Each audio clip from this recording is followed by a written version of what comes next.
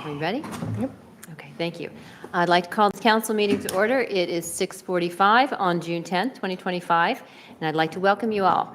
I am Sherry Tice, President Pro Tem, sitting in for President Keller this evening. Mrs. Colasar, would you please read the roll? Hedges. Here. Tice. Here. Kutzka. Here. Hallinan. Absent. Moats. Here. Lukasak. Here. Duval. Here. I invite everyone to stand for the Pledge of Allegiance, and you're welcome to join us for the invocation that will follow if you wish. I pledge Allegiance to the flag of the United States of America and to the republic for which it stands, one nation, under God, indivisible, with liberty and justice for all. Our Our Father, who art in heaven, hallowed be thy name. Thy kingdom come, thy will be done, on earth as it is in heaven. Give us this day our daily bread, and forgive us our trespasses, as we forgive those who trespass against us. And lead us not into temptation, but deliver us from evil. For thine is the kingdom, and the power, and the glory forever. Amen.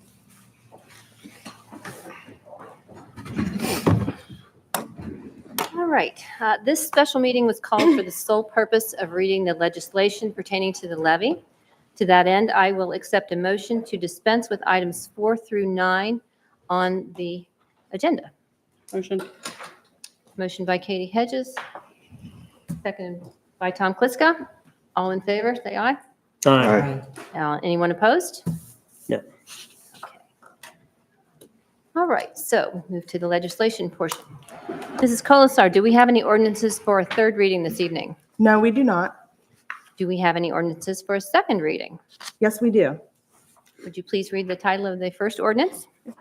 An ordinance of the City of Circleville so as to increase the city income tax rate from the current rate of 2% to a rate of 2.5% to become effective January 1st, 2026, with 0.1% of the increase to be allocated for the purpose of general construction, reconstruction, resurfacing, and repair of the streets, roads, bridges necessary in the City of Circleville, and 0.4% to be allocated for the purpose of providing and maintaining fire apparatus, mechanical resuscitators, underwater rescue and recovery equipment, or other fire equipment and appliances, buildings and sites therefore, or sources of water supply and materials therefore, for the establishment and maintenance of lines of fire alarm communications, for the payment of firefighting companies or permanent, part-time, or volunteer firefighting, emergency medical service, administrative,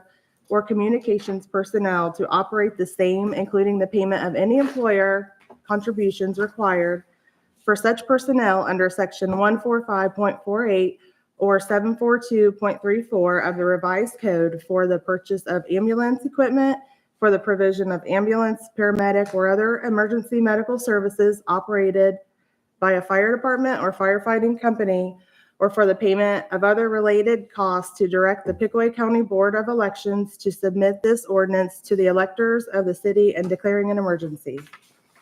Thank you.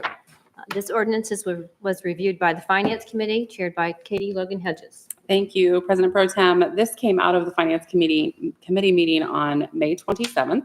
It did come out of the mayor's office and was her recommendation for a levy to be put on the ballot this fall. It is in response to losing the levy funding as of January of this year that had expired as of 12/31 of 2024 after 3 failed levy attempts to renew it. And this, like I said, did come from her. I am going to turn it over to her in a second, but to give a little bit of history to what brought us here today, her presentation to Finance Committee was for 0.4% to go to fire and EMS and 0.1% to go to the streets. So it was a 0.5 suggestion with that breakout. At the Finance Committee, we did have one absence. We could not come to an agreement on the percentages during that meeting, so it was moved forward for further review at council last Tuesday with blanks for the percentages. Everyone who was here tonight was at that meeting on the 27th and was asked if they had any questions or concerns to please forward those so those questions could be answered. One question from Tom Duval was brought up. That question centered around the number of runs at nursing homes. That information was provided to all of council prior to the meeting. No other questions were asked at the meeting last week. Further discussion was had. Ultimately, the president of council had asked every council member where they stood, and it came out of that meeting last week to move forward with the 0.5% that was recommended by the mayor, with 0.4% going to fire and EMS, 0.1% going to the street. So as she originally suggested it, I will turn it over to her now so she can tell us a little bit about how we got here. Thanks. So as it was presented, you all received a copy of the presentation that was presented in that finance committee. I have that if you did not receive it, I have it if someone else would like to receive a copy of it. Also, last week at the council meeting, I presented to each of you a summary, an executive summary, follow-up letter for your review. In that was a summary of everything that was in the presentation. So I submitted to your consideration the proposal to increase Circleville's municipal income tax rate by 0.5 from the current 2.0 to 2.5. This measure is critical to sustaining and enhancing essential city services, especially considering significant increases in emergency call volumes and ongoing infrastructure needs. As a part of this presentation, I presented to you the fire EMS calls over year from 2019 to 2024 for your consideration. It shows that there has been over a 50% increase in our call volume in the last 5 years. And so that is with the current population as it stands. That I know one of the concerns that has been brought up is housing that is coming to the community. We're already seeing with our current population of close to 14.5 that an increase of 50% of call volume. So as a statutory city under the Ohio Revised Code, we are guided by state law and local voter protections. Notably, Circleville voters passed a permanent initiative in May of 2014 that guarantees a 100% income tax credit for residents working outside the city, preventing double taxation. This protection remains intact and will not be affected by the proposed increase.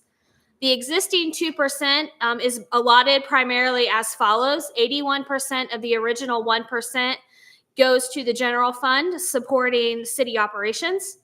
19% of the original 1% income tax goes to Fund 306 for capital expenditures. 0.4 to the Capital Improvement Fund, Fund 206, which was part of a levy passed in 2014. That 0.4 goes for streets, parks, storm sewers, and lighting. 0.6 of our current income tax, 0.5 and 0.1 respectively, goes to Safety Force Funds 212. That was a levy passed by voters in 1988, and 216, that was a levy passed by voters in 2014 for police and fire operations. Now that is important because those are funds where money is allocated. Those funds cannot be spent on other items. So items in 206, 212, 216 can only be spent on the things that were listed in the ordinances and passed by the voters to be spent on. We can't take that money and put it in our general fund and use it for whatever we want. It goes specifically for those purposes. This proposed additional 0.5 income tax will be dedicated specifically to 0.4 for fire and EMS and 0.1 for street improvements. Earlier this year, we heard a presentation from our engineering group, Strand Associates, for the need for infrastructure rehabilitation in our city for streets. I have received from the service director a list of all of the streets and the ratings for each of them and how it shows whether it's a good street, a fair street, a poor street, or a critical needed repaired street. And we have worked in our city budget this year to repair some of those streets that have high criticality of repair, in addition to stormwater and water and sewer lines under those streets. We don't want to repair a street for potholes and then come right back around 6 months later or a year later and dig it up because we have to put in a water line. So we're trying to align the maintenance of those streets so that we do all of it at one time to save the taxpayers and the city money. We already talked about the 57% of call volume increase. In my proposal I gave to you, I included what our current staffing level at the fire department is. And how we got to where we are today. Our ability to respond effectively has been supported in part by the 2019 voter-approved 0.5 income tax levy. It enabled us to hire 5 police officers, 2 communications officers, and 3 firefighters. That levy did expire in December of 2024.